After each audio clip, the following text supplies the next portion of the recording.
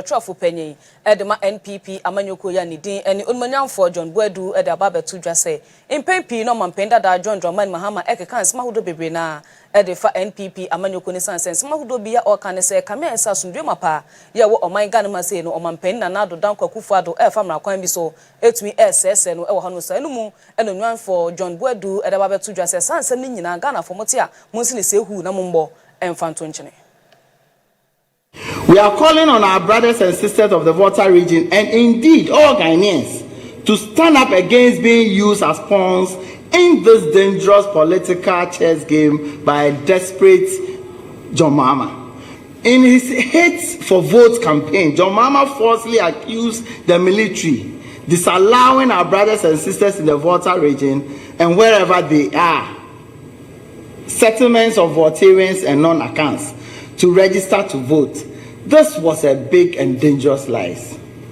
The former president of the Republic, who should know better, had earlier said on 28 June that President Nana Addo Dankwa Akufo-Addo was sending troops into regions in times of peace for the sole purpose of preventing them from registration, and that this amounted to declaration of war. These statements were clearly building blocks in his desperate Hate for Vote strategy. In any case, how could John Mahama accuse President Akufo-Addo of ethnic discrimination when recently the president was in the northern and savannah regions to ensure that 1.2 million people have access to water, including John Mahama's own maternal hometown of Busunu near Damango? The Ghanaian people should not be misled by John Mahama's Hate for Votes campaign. John Mahama has resorted to this old bogus campaign trick, propaganda trick used by empty power-hungry tyrants of decades gone by, because he has no policy response to Akufo-Addo's social interventions and economic policies. Ladies and gentlemen, Akufo-Addo has been instrumental in maintaining peace and tranquility in this country, including Dagbon, since he came into office. He will be the last to want to disturb the peace.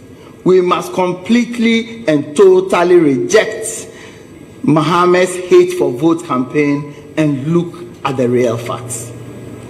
The fact tells us that at the end of the mass registration exercise, the Volta region was among the highest performing regions. There's also no evidence that there's an eligible registrant in the Volta region or our brothers and sisters of our extraction throughout Ghana who has been denied the opportunity to register. Please let us not allow John Mahama to fool us with his Hate for Vote agenda. As already stated, John Mahama's allegation that many soldiers were deployed to the Volta region ostensibly to intimidate Voltarians cannot be supported by facts. The facts are that the military were deployed months ago to patrol our borders for a variety of security-related reasons, including prevention of terrorism and the enforcement of COVID-19 containment measures.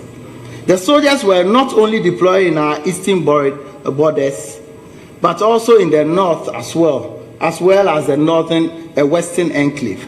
Indeed, the evidence made available by the Defense Ministry and the Ghana Armed Forces clearly shows that more military men, as I've already said, were deployed in our northern borders.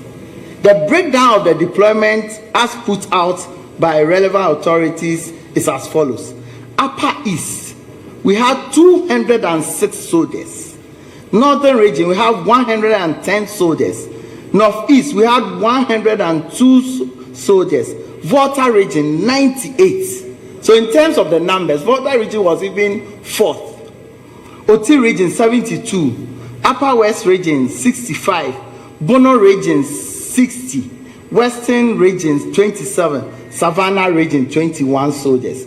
So there have been more military deployments in Upper East, in the northern region, as well as the northeast, than in the Volta region. If any region, as I've said, must complain, it should be our brothers in the north who will complain. But because they know that the intention behind deployment of these soldiers and security agents was born out of well thought out information that the government had with regards to terrorism and COVID-19 incursions in our country.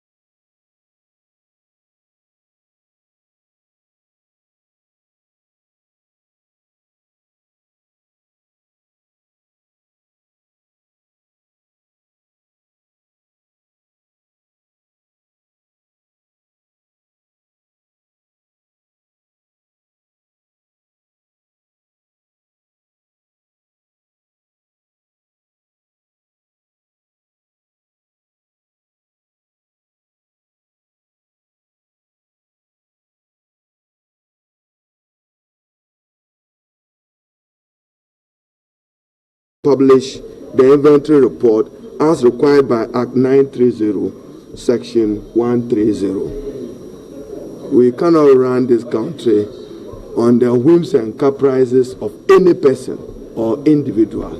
This country must be governed in accord with law. If you recall, when government issued the sovereign bond of 2018, government again reported, and I'm quoting, that it was dedicating an amount of 450 million Ghana cedis for CBG to finance the sector bailout.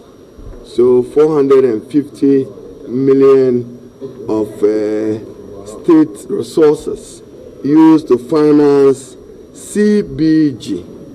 We demand, who are the owners of CBG? We need to know, because public money is being invested in CBG. More importantly, we are demanding that the 450 million so spent of the bond issuance money, is it equity or a loan? I do not have the answers, and I'm demanding access too. Minister of Finance, Wabaham Pepe Ray, Abechrim, let's Kadudwa, Abayan Elisu, Oka banking sector, about 12 billion cedis. I every bank customer's car, microfinance savings and loans companies. Sika Abayan Edema Omuya about 5.1 billion cedis. I almost 92% of the customers in full. I can 8%. I will be so Odihum Tuma. And now we are Minister of Finance by Parliament, Ebe Kasafa, a media review, and also 3.1 billion cedis. And we are to us, Odbetia, asset management companies, and now a Security and Exchange Commission, validation process. Now, a Sikano, a Yama official liquidator, no, and I say receiver, no, on to me, and young way duma. Now, at least 3.1 now by approval, a Sikai do customers of the asset management companies. And to be a no abide this. Impenifoɔ ya Eda Ghana Airport Company Limited ano Eda Babe Tudwa se ensama hodo yo mampenda da John Dramani Mahama enenam ekeka so mo kamera so mo pese mo ton airport no etumi edema manonefo no sansem ni nyina no kwabiara enim na sika bi so a ono so asanso arabe Tudwa se ni sika eka hu bi no sansem ni nyina Ghana fo mo tia mumbo entungu. Empanyinfo a omo enomo wo Ghana Airport Company Limited edin sama hodo aba betudwa se ensama enka ne Ghana mampanyi John Dramani Mahama eka se eyade asa asoye anase airport honom no omo ton edi ama foreign company no so manfo ti ni nyina omo bo ni nyina entungu esanse nukure bia enisa ensama enka ne Ghana mampanyi John Dramani Mahama eka no emu omo sanso eto omo nsem se eyade a NDC amanyoko no sanso eto aso se omo di US sika be say $600 million edi ahye kutuka International Airport jumedie se ne be ya dane den nyina no omanfo omo fa wiemhyan ahodo no omo ho betumi ahare omo ni nyina no eyade eno nso nukure bia enim esanse si ehwe enkrata emudia na kyese ekame se Ghana mampanyi na se enka ne Ghana mampanyi sa sika a oka ho asem yi ebia na eno eye airport a eno ewotemale ani ho eho asem na oka na emum si eka kumase paade a enya de odi sa sika pudo no edi ahye sa adwumani mu omudi omonsem ekwa wiye no omo si supi se esese omanfo edi to omutim se enya de a airport no omo ton edi ama omanfo senia enka ne Ghana mampanyi John Dramani Mahama esie no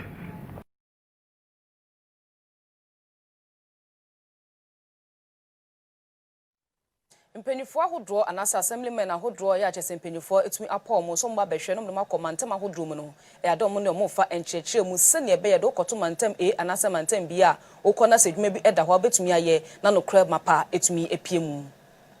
At last, some of the duties of assembly members to include maintaining close contact with your electoral areas, consulting your people on issues to be discussed at the assembly, collating their views and opinions for presentation at the assembly. Every year we do this national plans, action plans, you are supposed to collate the views of your people and input into the annual action plans of your various assemblies. And in carrying out your duties, the law also endures you to have due regard to the national interests and the interests of your people. And as assembly members, you are expected to also explain government policies and programs for a better understanding of your people. For example, planting for food and agriculture, free SHS that have been ongoing. So you are also linked to the national. What is happening at the national is translated locally. So we formulate national and we act local. You are essentially like a board of the district assemblies. You are to ensure that everything goes on well in the district assembly. By the end of this year, since Minister is taking what she's proposing to Cabinet, I believe that you would hear something substantial that will make you very happy, at least something to help you in each electoral area to do your work. And I, as administrator, will be very happy to put that in the next formula.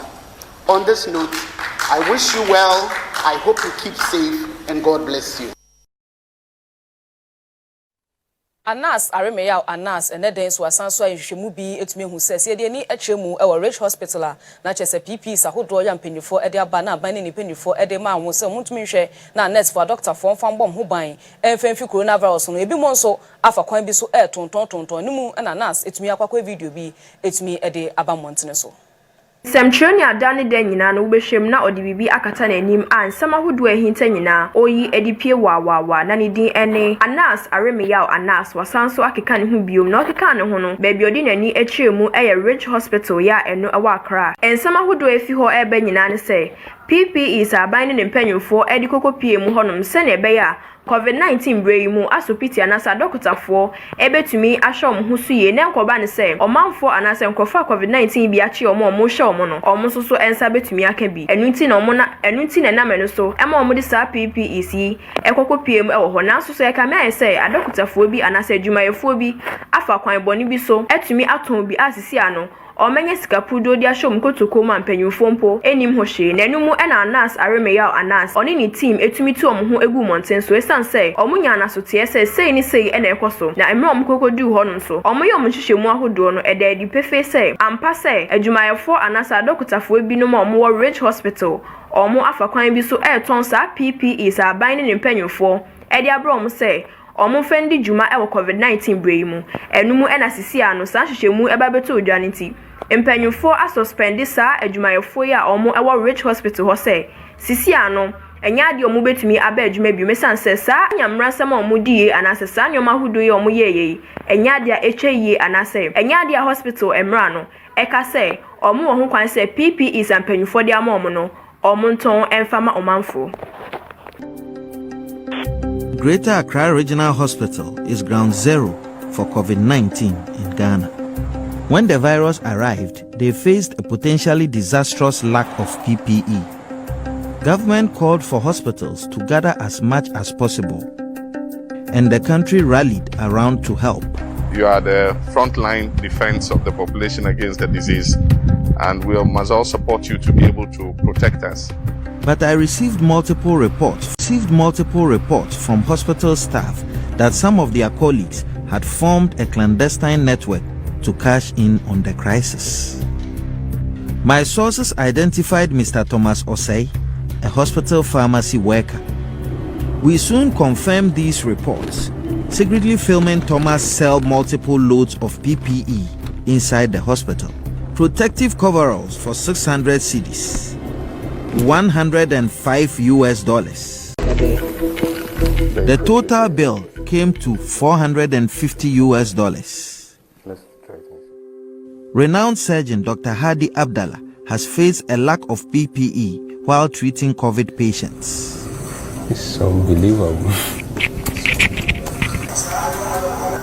It's so bad. He was shocked by our findings. If you look at the facial, my hair so callous and wicked like that, knowing that when health workers don't have this protective gear, they are putting their lives and the life of their families at risk. I think they don't deserve to work there, and I think they should be severely punished by the law. We put our allegations to Thomas, who admitted he had sold PPE. He claimed he did it for personal business, that the goods did not belong to the hospital, and provided receipts for the item. 9 face shields to be delivered to Rich Hospital, and I do not condone in selling to hospitals for private people to sell to the public. Another hospital staff member was also filmed selling PPE, Divine Kumoji. The hospital began sewing their own masks for staff when they began facing shortages. Divine was Adishma Maya who make us send us new chombra, a bar, if a sound so to us with you.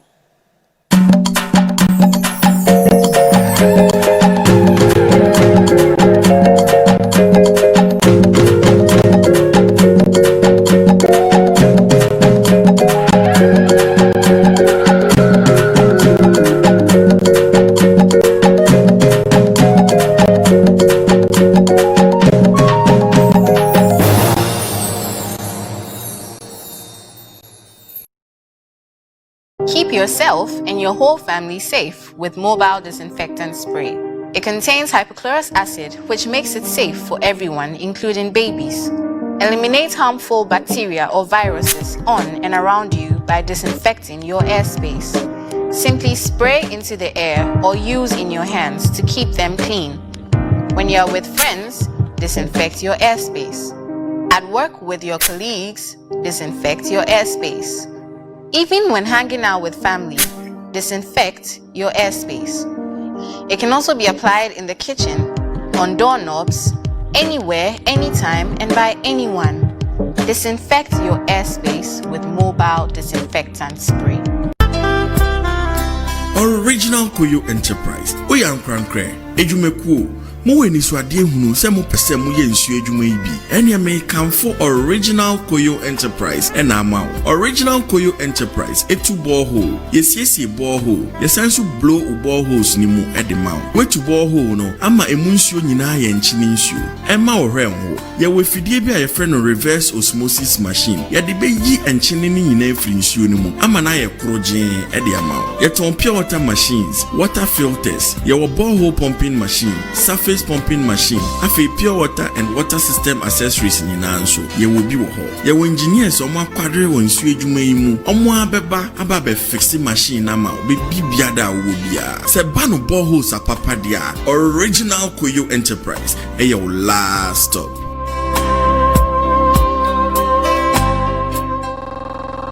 I did this one for St. Monica's Training College. Hey.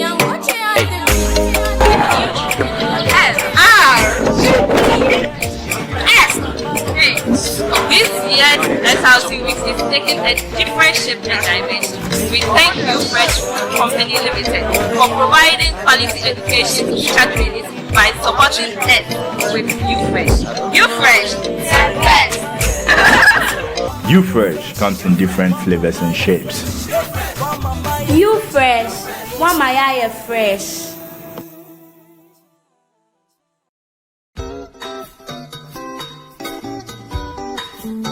Ghana for he said the said man who say omemon komo no atete senenti na hotwe mu nyina no ye yinafuo mienu e de si ho no mo na ya pensen sama wodo a e be man ho so e Ghana mu asai enti ye to nsa afre o ma mu ni mo de e wa asem a aba ye be ka ho asem say ya amanyosem no ye to nsa afre e ye MPP NDC CPP na samanyokuo bia no ye hwemu a na yi ba akwa betena se na ensem no ya pensen nse amanyosem a say ne be ko no de omukọ NDC World Bank, and Ghana na yewo World Bank won yenye NDC mami nka mutumi nka ye be ka ama mo mutumi nka anything na mo so no mo World Bank Togo ya se ano period Mr. Odani mami obi na build up no mama nka sa mutumi nka say ahensem so a say ne be ko should not feel sorry so as I said feel ashamed of my now they said the mistake I report Charlie you feel your man Say teacher for some so say ne beba no. If you are not learning, the devil has for people who are empty. If you are not doing anything, that is when mischief and other things come in. That's why you would like to go with boys. That's why you would like to go and smoke. They should stay at home and learn. Assemblyman, na say ensem bi ekos on important munso a say na assemblyman so dia ebeko no. And you see, Afole is doing best. We, the assembly members, don't have any problem with Afole. We have no single problem with Afole. Then you have a year you can you pay time? Now leader pay or you good. For COVID-19 corona you have pay. Oh, I said, and a floor catcher said, sorry. No, we don't do that. Say DC, MP, Minister B, and some of the man home minister Biara, if a Ghana had here. This is a green TV, so a man come up to the Nina, Abrawo, and into a brother, and you may not watch it, because see, non chrono. A man come on at the Bebro. The sounds so no, Yawada, and you may not watch it, Gafum non cross so, it was so at the Abro. Na memri djuma die ho tiame e dia meje so ene ampem dako odame o mamun komodie say amanyo sempa dia na say nsema ho de bo no mmere so e wo ye Ghana ha pa dia ade Green TV so na me ampem dako me de ho tiame e dia ma Green TV, your TV for life.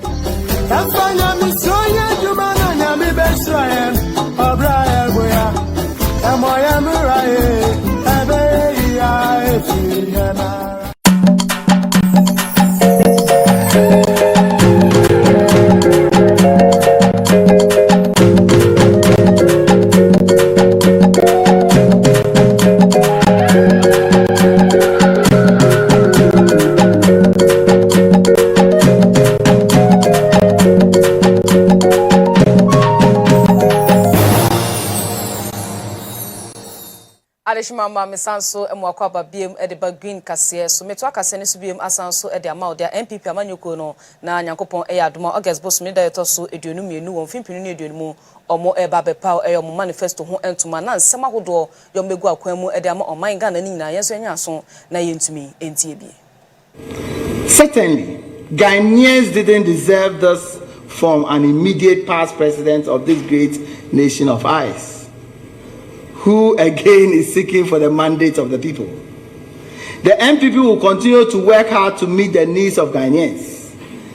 The times demand strong and decisive leadership on the issues that have impacted our lives. It is in pursuit of our stated goals that we have not only strengthened the economy, but have also managed to provide social and economic support in terms of cost-free water and electricity, as well as business support schemes for our people. The MPP vision of the way forward, captured in our Manifesto 2020, will hopefully be shared with Ghanaians on the 22nd of August 2020.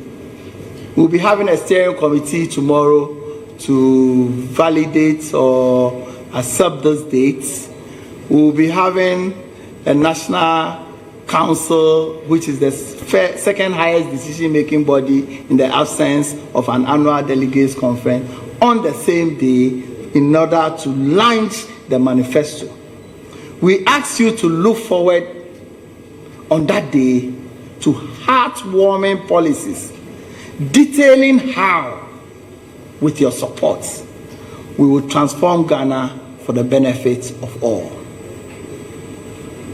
Your MPP government, our MPP government, remains focused and expect a massive turnout on December 7th to consolidate the leadership and good governance offered by His Excellency Abudani Nana Adodankwa Akufo-Addo. We thank all Ghanaians sincerely for rejecting the hate-filled, divisive, non-policy-based rhetoric of candidate Mama. You demonstrated this rejection with the massive turnout for the voter registration exercise. Confirm it even more with a decisive vote against the politics of division come December 7th, 2020.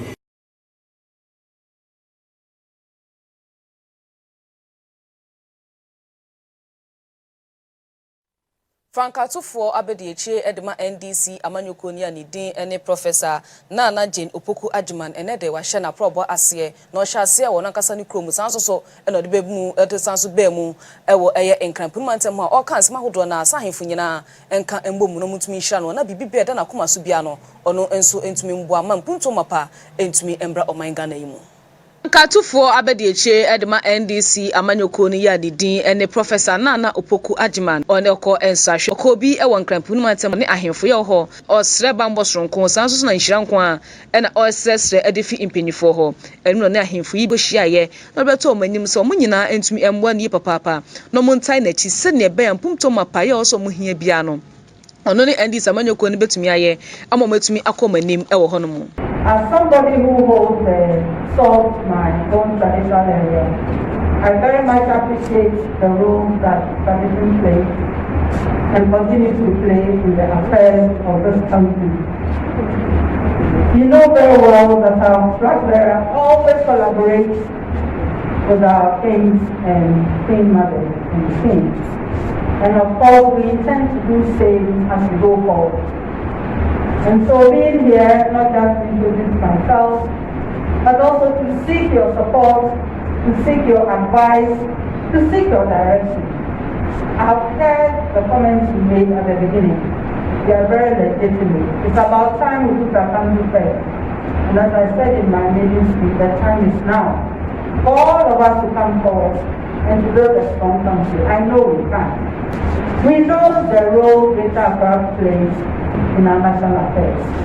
It's not just the capital, although that is important, but it's also the specific role that they have played as time has gone on, and we continue to do the same. In that sense, we are not referring to things we haven't done. I think the things that we were able to do in our last administration are clear for all of us to see.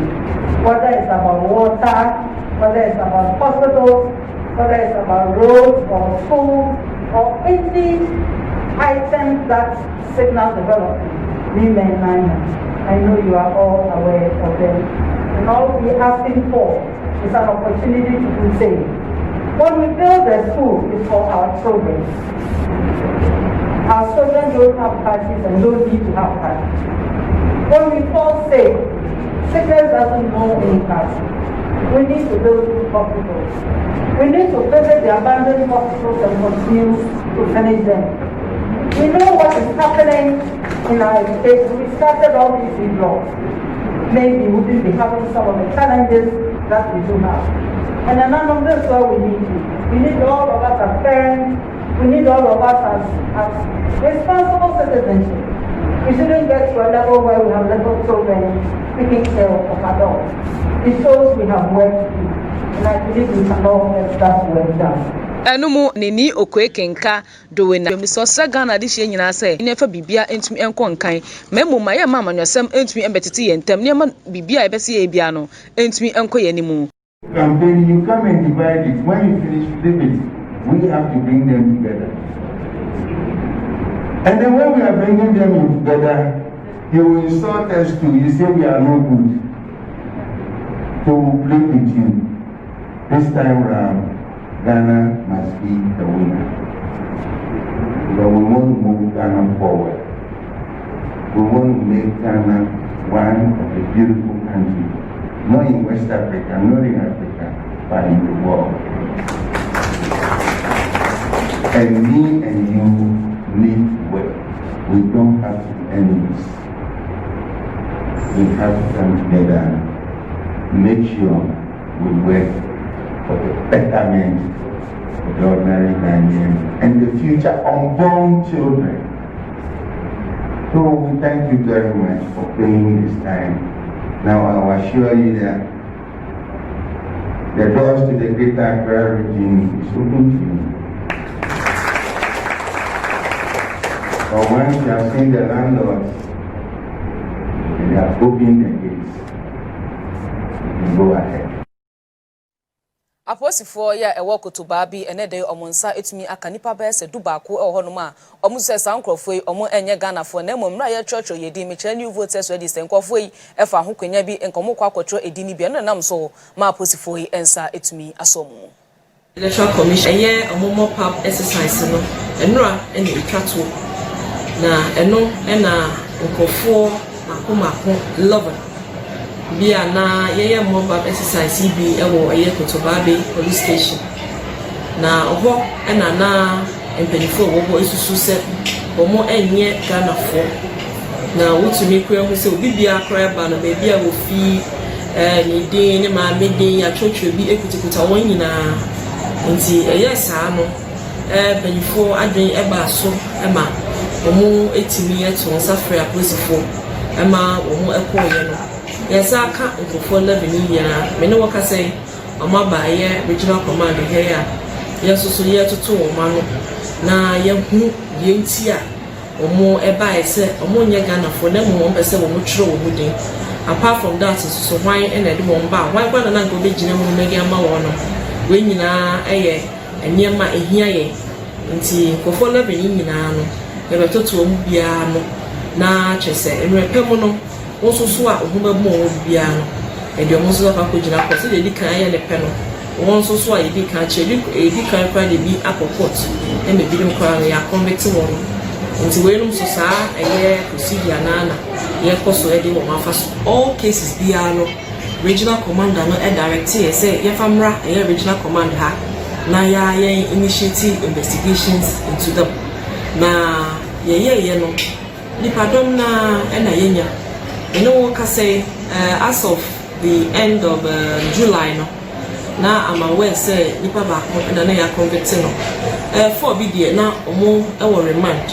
The business crown pono, courts no so Emma or no bill. Now, conditions, neck come on crime, say, if they have been able to meet those conditions. And I hear Casse crown, so the bidder so our courts near here. And see, I don't need so far as over flouting and also be breaching any another violating any of these electoral offences beyond. We make sure say and run it that one night cassetiano. Yeah, be shall see electoral commission in the kind a church will be and will be who ye say multiple voting imina adia etiamra wo kono kwa guarantee ama obia ono no nye Ghana ni na wo kono kwa guarantee ama so kwa register no.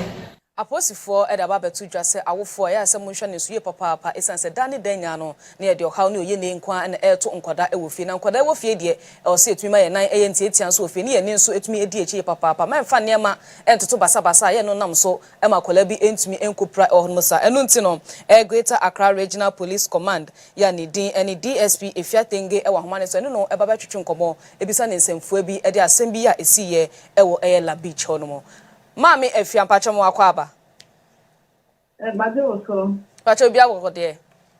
Na mi adro ye hu ye. Yo, na pacho de na si ye e wo La Beach.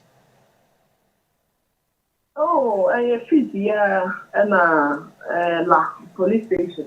Okay. Ape bi e ba ho a day before le ma e ko di agro e wo ye La Beach. Okay. Na agro bi ni mo na Nkwana se wo mugu nse nyemedi gu fombo. Okay. Na ebe se omu kofichi adepodie no. Na adepodie no etoye. Enti eba sa nkofo nan no aye nkora no o ma prepra. Na protifo di akire no na niensa ede omo sa seni be ka se minor injury kakra. Okay. Ema doctor for hwe wonum dana ma we science so eyi wonum. Na ba ko ka ho na ono we pra kakra enti ye de no e ko kolibu enura na akwa no so no ono omuyi no e de free eye hospital. Na akwa ba ne sa no na awose e fa sa akwenya no so na ye san ye de kai kai amanfo bi. Maybe etwemu na ye tai etufu pa media fo mu nyina mo boaye ama yetu amanfo fo se eye na se ye ko ba bi ye nam ni egu bibia aya na ebinu pese omonsa odi omonsa keka wo ko amfa ne nsa nka o de nan ebobo no ball ana akra se o de ade bi be fito Bibia, it could be anything. I did be I know now the two, now we need to afford the go to what day. And no, I am now, and yes, to say, what day on Tabaka, and now to a cat of one official to the if he say, and I know a person catch a month for you now, yes, I'll pass up when you're ready to our four. Then I'll say, I could be a fear, and I'm COVID-19 in the upper Banatano. Yeah, before no so no cry, or ya cry.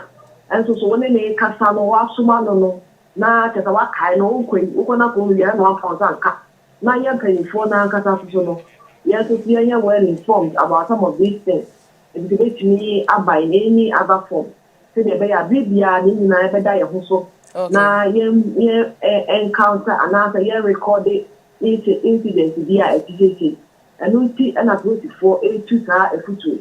Okay. Na DSP patronation is say yo na se aso nkrofo bi mo homo so no na o makoye keles kakra no magyeja ne ma toto basa isansa akola de opeso okohwe ade kode a da ho na san nkrofo no so no so mo bia mo koye bibisa na se mo che o ma den na mo be yo mo. Oh, carelessness. How do you know?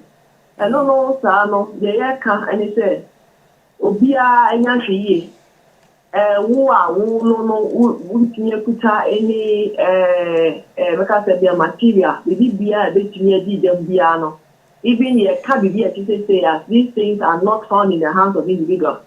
Anya dia individual the explosives even in Ghana crowd for it's only the military omo and na bibi say no aya no mo e dey say chile ana ye sua ho any ade apart from that no so far explosive there to say no enya dia individual ye handle inti na te bro nya kra eba aya na ye tufo say ye hwe na ka knockout no na ye bobo no artillery shells any afi ne balls no any knockout e bi na titimi bra ni papa e bi so kra for make me dan it me cause damage to property. Inti bibi atise bia na ya me kaya manfo te bro nya bo ye hwe me ntwe ya mu free ade bia etumi edi dem ama etumi kodwom kra ne ade ekotisa mu etimi afa o nsa ababedu market ne ade ne eke ka ho ni na inti bibi bia na eno enso no ebeye explosive ana te etumi edi dem bia no obi antwe ne ho efefiri ho na wona wo to me e wo say omudi ye de wo so omudi ye they say bia military no omo taafo no omo handle uko na ko hu bibi sukura na suspect say ali kubiri ansha na akwa device bia na say abaya ade ebedi dem a ebesre ye numbers no 191 okay 18555 any afei enso 112 Put your children free home, your friend. Who friend are ye meaning a quiet, your befaso, 24 back. And with me, I say, or say a fair other unit in the Ghana Armed Forces. Now, just say a fair amomaba. Now, the who cry, they come to detonate. Now, the oba, every blown out near the new want to see. Anyhow, a bit ashes. Now, Emma be dear, until also be careful. And won't be dear to say, we can be any other thing who are baller for the beer. Nti we ye efutu a ede ma ye nyina yo DSP na mpacho betu of kakra nso asan so aka ho biem esan se nkola ne bi wo ho monte na mo bebu amu akọ echire de na wetumi ahye ase yi kama DSP mpacho tmenka ame mpacho metie o say mpacho betumi de wafutuo atodwan so e de ama ye mbabunu ne nso eno efutuo na because ma boni nyina tofa unsa abato nso eba enti no we police need de se otumi tu ye for kakra e de fa abato na e da ye nimu hu okay we can election mpachan okay so elections ye can something new to all of us. I think that since 1992 ye nyina ye call democratic governance every 4 years bia so feel so mpo say ye nyina ye call na ye kokoto aba na abatu mu no afibia ebeto ababia no aya na ye nu bi no yetumi ema ye ho kwan ema nipa bi mu eyusu yen e de ye eniema ebewie no na e de batabata yo aba na ye kaya koro de be kan se obi anya hweye na obi a ensoso no ehu se We have civic responsibility to maintain the peace that we have. On my Ghana, no, was a peaceful environment. It was also and it's over. Now we're maintaining the peace. Today, woman. Now, a dear beer, a very young talk, a very year which when we acting, we are coming. Tanya Manianti, who ever free abusive words. There will be 3 remarks, and I said, and some of the can't ask as I'm for young queen anything they can live no.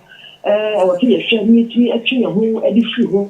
Now, say, oh, be a concern, be a new how be a. There are ways, and I said, authorities are also woman or push now, she said, or move to one now, any issue.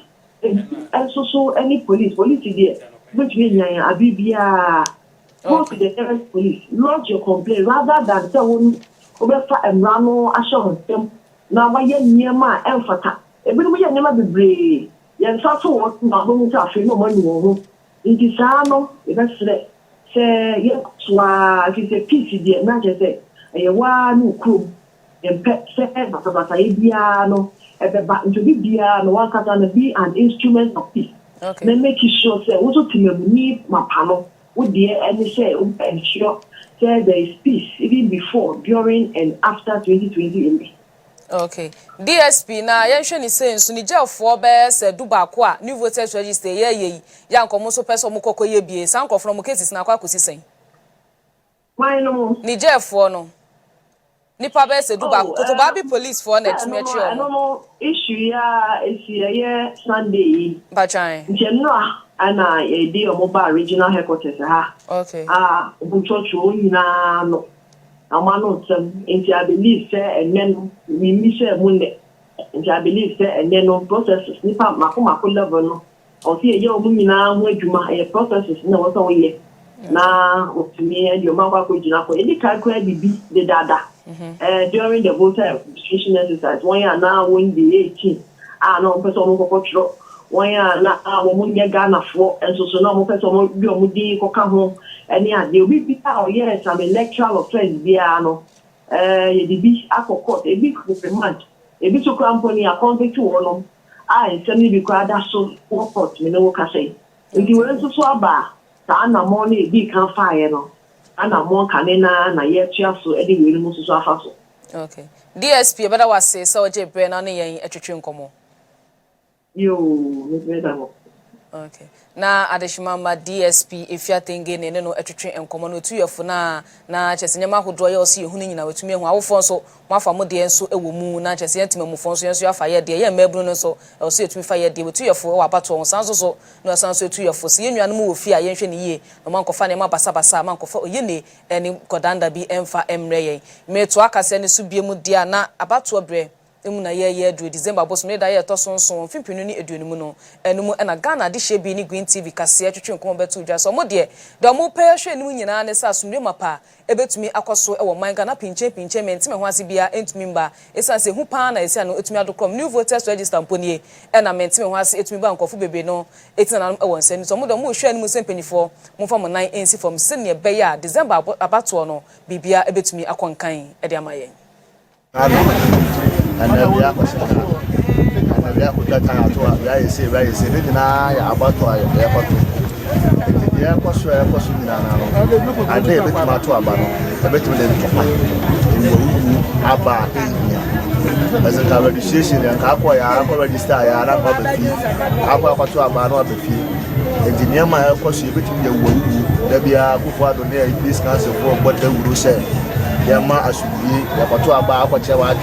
na go register nyan topa e say de wuro mu ko nyina no is time a on betia bonten no mama go for food say your mo yele topa e sisi ha de mama so nyina no obetimi de wo e de topa ko atimasi abato e rin san so betimi enya e wo abato e di efuto kakran so besim de mama sa ko de say politicians ba kama ka tira say this guy say yes de ko yes ba me wa tamu dusa kwa to aba ko na kwaje wa den chire na kwaje wa den se party bi na ngaso ba kwa akwai kwaje wa den ya betina fi what they work or contact and registration, work or contact Papa now who are not politician, added the back of the Chinakushadi, woke up with Chinakushadi and BNA.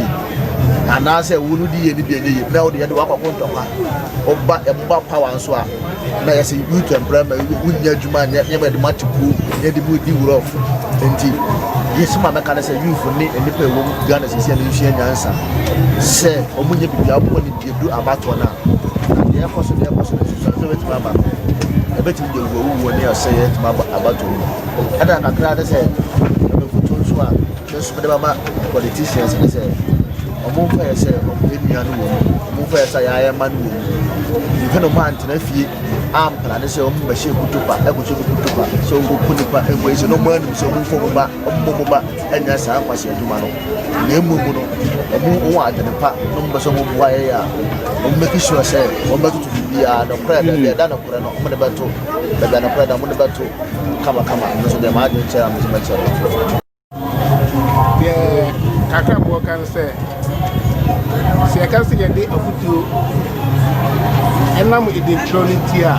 Me, politician with them, you remove you to follow because they can't say, oh, yeah, deal with ya. If I want to say Nipana or someone in the bower, the back and one said this and the bank can one. And yes, I would actually send out the Bema. Wama wa 100 Ghana. Would be a best. What the other couple will be back. I say, you know the other couple and say, you wouldn't how will you feel? Indeed, so you can't go with him. Like I said, you're going to put him a cheat. A demon of Papa, I will be bell, Obi Papa. A demon of Papa Mano. So we are. This I want to say. Even if you for boyfriend or befana. I say, you triumph. Yeah. I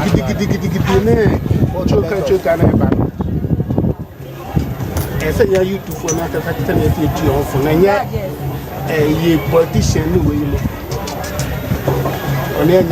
Because we are from one part. Next time on maybe so I'll go for to say we will be the material because you go for say ya just say I can say you akoda bi ya wadi mfinhia ne edu one na ofo nyina e pagana fo nyina akyɛw sei ɔso ɔmopamokyɛw mo bi a mbese mo de bo mbia mo fa embo mo esansa ne bai head tumor bi etumi aba head tumor ya de bi a kyese ɛho ɛwɔ nipa etirimu bebre na dan nyina no nkwada na kyese etumi esi ɔmotirimu ye papa no nti no akwala ebi nso etumi akwakosi ne tiri ho baabi ye ɔmopɛ sɛ nkomotumi ne surgery ɛwɔ hɔ na mumu no ɔmo hia emwa kakra ade fi Ghana fo nti Ghana fo bibia ya won so wɔ no obetumi ade abo akoda yi Enoch Ballo na namun tutuo ene na pomude ho nsɛm na ebeto bedwasrada obreko a Ebenezer Akwanga Human Rights and Humanitarian Institute for Eko Montenso Eko aye achichire ne bencheye ene aye mantemantema hudomu obreko a omo ede ICT laboratory bi eko babi efra no se aye career primary A school afenso no computers ahodo ene internet a ebetimi aboa aye career divisional A in the Wa Municipal Assembly ene aye atoyamante munfo nyina betimi aboa omo ne wona na montutuo atimi akoso efa aye IT ho nsem ho ena sansem nyina ebeto aye bedwasada na akodawe so wonya mfrinhia du ya wono aye risuane keto na ne din ene Enoch Ballo yi na chese be se mfrinhia do na ni ena wohwa wahawa hodo ne nyarewa binom te se aye etipaye afenso no nani so adi hunu se wohwa de ne enhyeda nkoye kura afe ne balance nso watimi alusi ne balance ena afe akoda no wa confuse a de bia mu no na asede ne ani so no etimi ebrim no ya ai ma na pomude ho nsem no entimi nsipi ensita adewe nyina no etimi hana pa se na niso ade hunu se obetimi ababe odogota pani ewo ayo man Ghana emu no na chese eye age agua anesa na ne papa ne din ene ya Ballo yi one omanfo hwehwe nkomo ne wade batu dwa chese wono ankasa ena ne ba ene Enoch Balo na ne maame ankasa ye owo akwada ne din ene Enoch Balo yi na chese owo na pe anche bia ene maame no etimi efremu a wono papa na ena de bia mu no okwa atifi anafo asupiti ahodo mu se opese ne ba ne ho to no nanso eba besi ne no ne ba ne ho entimi ento no oto achiche mbiam se eda etwa to okra ya wono kokko ye surgery eye bosome ba ko edunwatwe mu ewo comfort not eye teaching hospital ewa santemante mu ya adokotafo gina no sentente no mo ye se ase ba bia atimi ahoho ne nyina no wono etimi akwa surgery no mu firi a akwada no ho beto no nanso besi nei ebo hya ahodo ya adokotafo atimi de che no na tese wonu hu ensakra ne nsesanye bia emfam frisa anamontuo no ho ya ne sika kakra ye obekọ afuo mu obetumi anya no waba monten so no asante ba besa ne ba ne yade a ama abrabo ne asetena mu atima heden pa atimi ede amano nanso ne papa yi adi batu dwa sanso to adwemyem so wande ogidi ye pa esese yede ne ba ne free oman Ghana emu de ne chire mu ewa amanone a wani betimi aye ye sejura hodo dodo na ya ebetumi aboa ama ne ba no atimi agina ne nanso biem na fenso na ndi so ade hunu so obetimi ababe medical doctor kese pa ha ewa man Ghana emu no atimi abaso nti wana sira omanfo mu a sebe ya obetimi akọ mu a na ode wana mba no afa wiem hyen akọ omanfo ma so akwakosa ne yade wono na ayare na ade no ho dada ewo adanse mpaase ine de no ko be kwai hospital ana mo se enfa no ko ye de ko ji no na omo ye ya omo so ma ya omo tutwa yi na omo hu bibi ayare no enti wana ba le bisa ko na ni ana me se me ba wa ha na mabe je se metuma ya biduru bi na kwa de be ye still as ana tie enti all my best last 1.5 years na broni ba bi hu no se odi ni be ko wa ko sana yare oji enti odi ne ko ye de ne ko no operation ni mo ye no na mo kire se ye mfa na na yare ne be ko enti ye ba ya no na o mo se kuro ni wa yare ne be ko enti ye ba ya no na che se ekuro na wu so yare no ko me so ja mi ku ani ni hwe na me so me na mu sa ni se mu ya be pie hai ni de mi ji sa mo no de ye de ne ko de yi ni se mi ji wo mu se de yi wo na denti na mo fa no ya ho kire wo ho waja ubi oyo ku adwuma de ubi tintimi nya yi mfa no ko abochi enti na sila ida ho mu sa nti ide na obeka che o man fa mbetimi abo nti me ka kire adofo se ubi biara ubi ho abofle ya na ho be na ho bia no obetimi aye no obetimi aye mboa na ye de na akọ abochi na chese na ho ato na adwuma mu abi pa na adwuma mu abi na adwuma mu abi bibia na ni ye kra che se oni abe doctor okay your brother the friend ya obalo na bro bantu de say no so de Enoch Balo Premto breka se no esi na nsem bia beso mo ebi ene se eyade a enche bia NPP amanyuko no eba bepa mo manifesto ho entoma sanso so na churchofo panyi edma NPP amanyuko nya ne din ene onmanyamfo Jomboadu eda ba betu dwasen sema hodo ya omampenda da John Dramani Mahama ene nam ya okeka ede for man Ghana ho no yete sansem na yembo emfantungu wei ene nsem ena ofo pembeso mo se ewia Premto breka se ewo Green TV so obutan team na abna adepa enmidi madawase ama umu eneshe makrao